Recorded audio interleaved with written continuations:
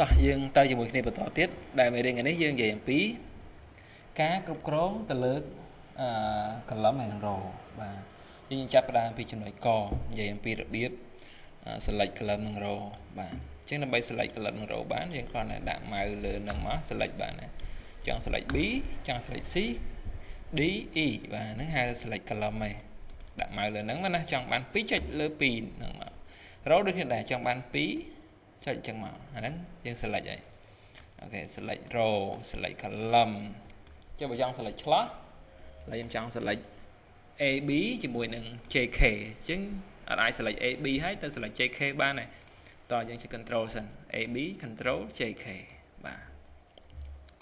អូខេចំណុចselect column select row ហើយឥឡូវយើងមកនិយាយអំពីរបៀបពង្រីកបង្រួមបាទចង់ពង្រីកបង្រួមបើថាខ្ញុំចង់ពង្រីក A ខ្ញុំដាក់ម៉ៅនៅចំចន្លោះ AB នេះមកខ្ញុំទាញមកឃើញ A ធំហ៎បាទ A ធំជាងមុន A តូចជាងមុនទាញទៅឆ្វេងតូចទាញទៅស្ដាំធំជួរដេកក៏ដូចគ្នាទាញមកក្រោមធំទាញទៅលើតូចអូខេចុះបើខ្ញុំចង់ឲ្យនេះ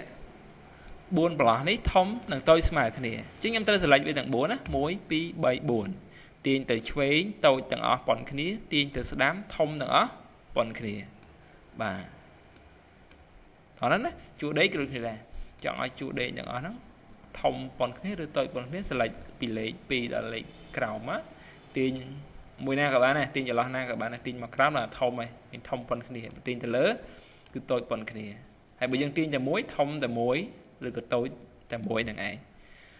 អូខេអញ្ចឹងការ select ការបរិច្ព្រមហើយចំណុចកបរិច្ព្រមដូចគ្នា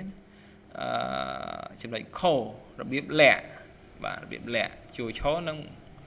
លាក់ឲ្យបង្ហាញវិញបាទអញ្ចឹងលាក់នឹងបង្ហាញគេធ្វើម៉េចឥឡូវខ្ញុំចង់លាក់ជួរនេះមួយចង់លាក់ហើយចង់បង្ហាញវិញបាត់ទេបាត់ទៅលេខ F និង H មកស្ដាំអានហើយជួរដូចគ្នាដែរថាលាក់លេខ2លេខ3មកស្ដាំហើយបង្ហាញវិញ select លេខ1និងលេខ4មកស្ដាំអានហើយអញ្ចឹងហើយលាក់អានហើយបង្ហាញអូខេបន្ទាប់ពីលាក់បង្ហាញហើយនិយាយអំពីការបន្ថែមបាទបន្ថែមឲ្យលុបឥឡូវយើងទៅបន្ថែមសិនណាបាទបន្ថែមមកថាសរសេរខ្វះមួយជួរមកស្ដាំខ្វះជួរហ្នឹងមកស្ដាំ insert ថែមបើជួរដេកមកស្ដាំ insert មកចុះបន្ថែម2ជួរselect 2ជួរមកស្ដាំ insert ជួរដេកដូចគ្នា select 2ជួរ3ជួរមក insert អាហ្នឹងបន្ថែមចុះចង់លុបវិញមកស្ដាំ delete ខ្ញុំចង់លុបទាំងអស់នេះមកស្ដាំ delete បាទអញ្ចឹងអាហ្នឹងតើតើនៅការគ្រប់គ្រងកលិននឹងរោមានប៉ុណ្ណឹងឯងមានទាំងការបរិច្ព្រមបន្ថែមបន្ថយលុបបាទលាក់បង្ហាញអរគុណ